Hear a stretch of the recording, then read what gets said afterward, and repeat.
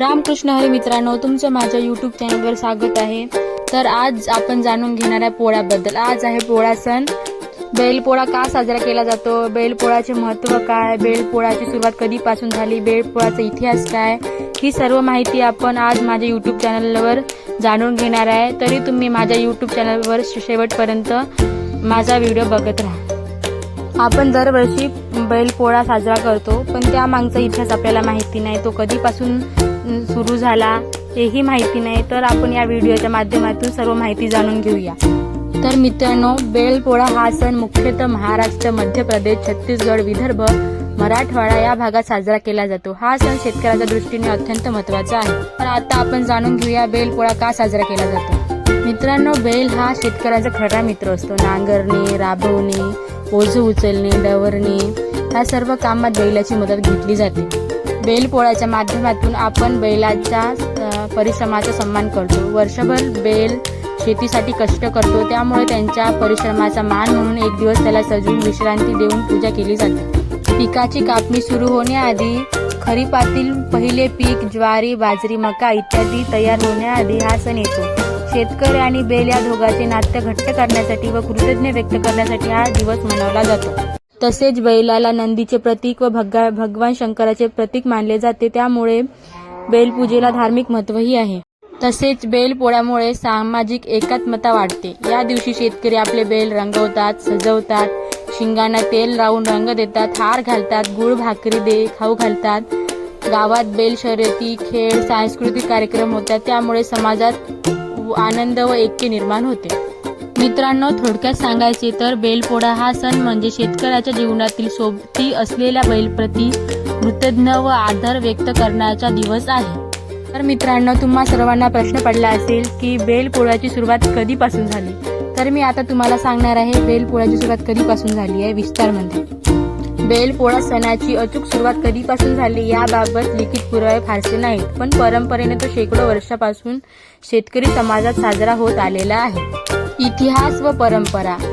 प्राचीन काळात भारतात शेतीप्रधान संस्कृती असल्याने बैल शेतकऱ्यांचा मुख्य आधार होतात। नांगरणी, गाडा ओढणे, पाणी उचलणे या सगळ्या कामासाठी बैल आवश्यक होता, त्यामुळे बैलाप्रती कृतज्ञ व्यक्त करण्याची प्रथा प्राचीन काळापासून सुरू झालेली आहे।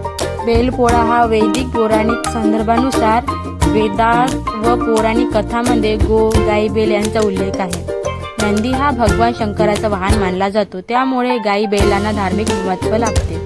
काही लोककथेनुसार बैलांच्या कष्टामुळे पिकांची भरघोस वाढ होत असे, म्हणून शेतकरी त्यांचा मान ठेवण्यासाठी वर्षातून एक दिवस त्यांना विश्रांती देत बैलपोळा साजरा करीत होते। मध्ययुगीन काळापासून आजपर्यंत शेतीची परंपरा जशी बदलत गेली तसा हा सण गावागावात वेगवेगळ्या पद्धतीने रूढ झाला। विशेषतः महाराष्ट्र, मध्य प्रदेश, छत्तीसगड, विदर्भ, मराठवाडा इत्यादी भागात नागपंचमीनंतर श्रावण पौर्णिमेला बैलपोळा साजरा केला जातो। थोडक्यात सांगायचे तर बैलपोळा सणाची सुरुवात प्राचीन काळात शेतकऱ्यांनी बैलाच्या कष्टाचा सन्मान करण्यासाठी केला आणि नंतर ती परंपरा आजही टिकून आहे। तर मित्रांनो, मी तुम्हाला बैलपोळ्याशी निगडीत एक पारंपरिक कथा सांगते। बैलपोळ्याची लोककथा खूप वर्षापूर्वीची गोष्ट आहे। गावोगावी शेतकरी शेती करत। त्या काळी शेतीसाठी बैलाशिवाय दुसरे साधन नव्हते। बैल राबत शेती ओढत, नांगरत, गाडे ओढत। एका खेडेगावातील शेतकऱ्यांचे बैल रोज सकाळपासून रात्रीपर्यंत कष्ट करत। पीक दाटून आली, शेत हिरवगार झाली, शेतकरी आनंदी झाले, पण बैल मात्र थकले होते। गावातील एक ज्ञानी म्हाताऱ्याने म्हटलं, आपण शेतातील पीक देवाची पूजा करतो, पण आपल्याला हे सुख दिलं कोणामुळे? या बैलामुळे। यांनाही सन्मान मिळायला हवा। मग गावकऱ्यांनी ठरवले की वर्षातून एक दिवस हे बैल कामाला लावायचे नाहीत, त्याऐवजी त्यांना स्नान घालायचं, शिंगांना तेल रंग लावायचा, गळ्यात माळा घालायचा, सजवायचं, गोडधोड खाऊ घालायचं आणि पूजा करायची। त्या दिवसापासून बैलपोळा सण सुरू झाला।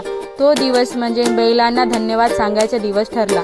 तेव्हापासून बैलपोळ्याची सुरुवात झाली। यामागे धार्मिक संदर्भही आहे। काही ठिकाणी असं सांगतात की बैल हे भगवान शंकराच्या नंदीचे प्रतीक आहे।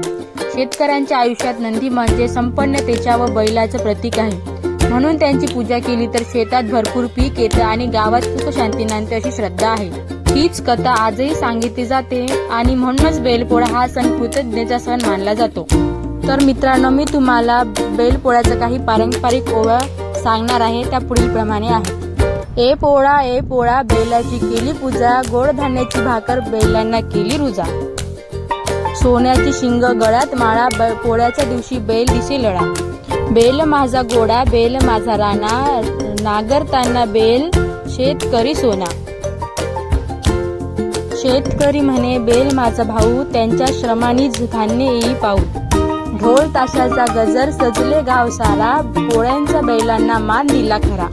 या सर्व पारंपरिक ओवी पोळ्यांच्या दिवशी म्हटल्या जातात. या ओवीमधून असे दिसते की बैल केवळ जनावर नाही तर शेतकऱ्यांच्या कुटुंबातील सदस्यासारखा मानला जातो.